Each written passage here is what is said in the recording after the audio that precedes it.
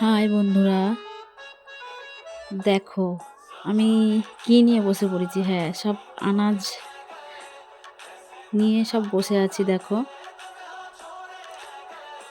তো আদা রসুন পেঁয়াজ সব নিয়ে বসে আছি। কি রান্না হবে আজকে দেখো, দেখতে পাচ্ছ?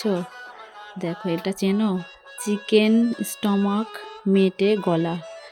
হ্যাঁ, তোমরা কে কে খেতে ভালোবাসো বলো। আমরা কিন্তু খাই। তো এটা পুরো গোটা গোটা আছে, দেখতেই পাচ্ছ গোটা গোটা আছে। তো এগুলোকে একটু ছোট ছোট করে সুন্দর করে কেটে ধুয়ে বেছে নিয়ে সব চলে আসছি। তোমরা দেখতে থাকো কিভাবে রান্না করি। তো চলে এসেছি, কেটে ছোট ছোট করে সুন্দর করে কেটে সুন্দর করে পরিষ্কার করে ধুয়ে নিয়ে চলে এসেছি। দেখো, এগুলো একটুখানি রান্না করলে, ছোট ছোট করে কেটে রান্না করলে খেতে একটু বেশি ভালো হয়। তো কেটে নিয়েছি ছোট করে, ছোট ছোট করে কেটে সুন্দর করে পরিষ্কার করে ধুয়ে নিয়ে চলে এসেছি।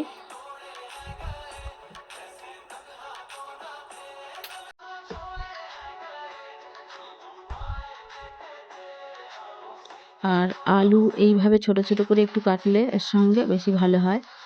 এইভাবে ছোট ছোট করে কেটেছি। দেখো, কড়াতে আগে আলুটা ভেজে নিয়েছিলাম, সেই কড়াতেই তেল ছিল, একটু তেল আরও দিয়ে দিলাম।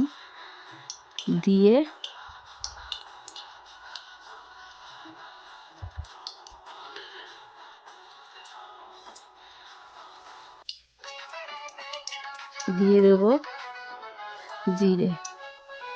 দেখতে পাচ্ছ জিরে দিয়েছি, এটা গোটা জিরে। আমি একটু তরকারিতে গোটা জিরে খেতে ভালোবাসি, ওই জন্য আমি বেশিরভাগ অনেক কিছুতেই গোটা জিরে দিই। তো গোটা জিরে দিয়েছি।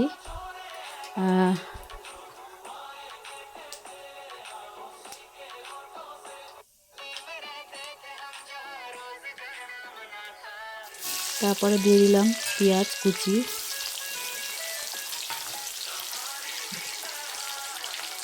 পেঁয়াজ কুচিটাকে ভালো করে নেড়ে চেড়ে লাল লাল করে একটু ভেজে নেব।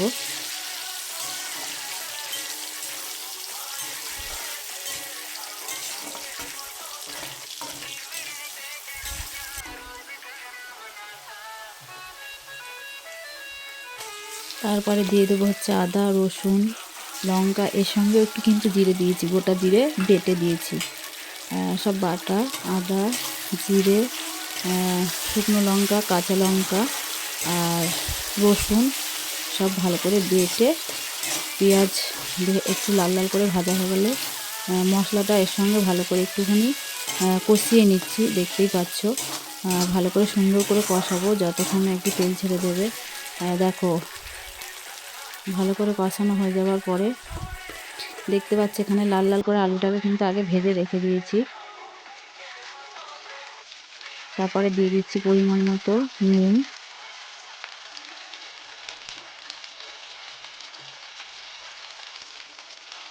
পরিমাণ মতন হলুদ,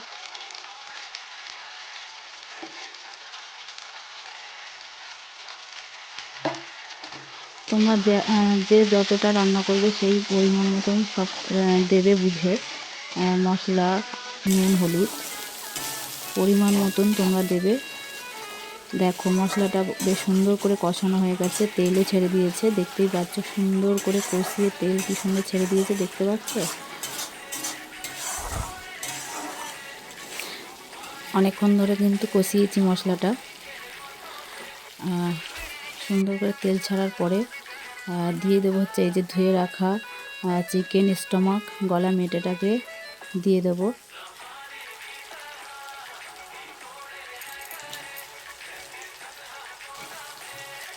তো তোমরা কে কে এরকমভাবে আমার মতো রান্না করো একটু অবশ্যই কমেন্টে জানাবে। তো আমার রান্নাটা তোমাদের কেমন লাগছে সেটাও অবশ্যই কমেন্ট করে বলবে। দেখো, দিয়ে দিলাম, দেওয়ার পরে ভালো করে সুন্দর করে মশলার সঙ্গে টমেটো কুচিটা যে ছিল সেটাও দিয়ে দিচ্ছি। দিয়ে ওর সঙ্গে ভালো করে নেড়ে চেড়ে নেব। নেড়ে চেড়ে ওটাকেও মশলার সঙ্গে ভালো করে কষাবো।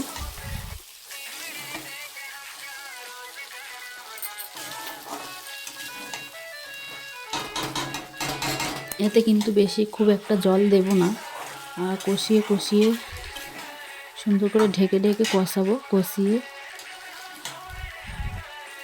হালকা জল দেব, বেশি জল দেব না। এই আলুটা, ভেজে রাখা আলুটা দিয়ে দেব।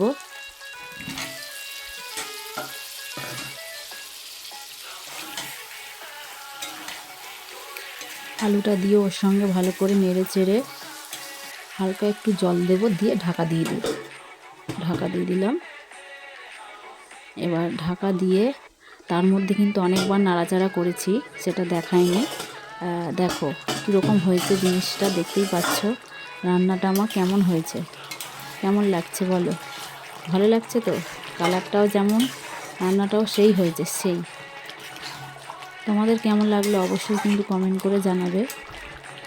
আর কে কে খেতে ভালোবাসো চিকেন স্টমাক গলা মেটে, কে কে খেতে ভালোবাসো বলবে।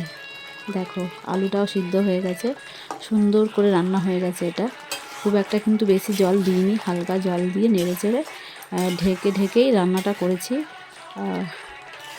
এটা বেশি ঝোল ঝোল হলে কিন্তু অতটা খেতে ভালো লাগে না, একটু কষা কষা হলেই খেতে বেশি ভালো লাগে।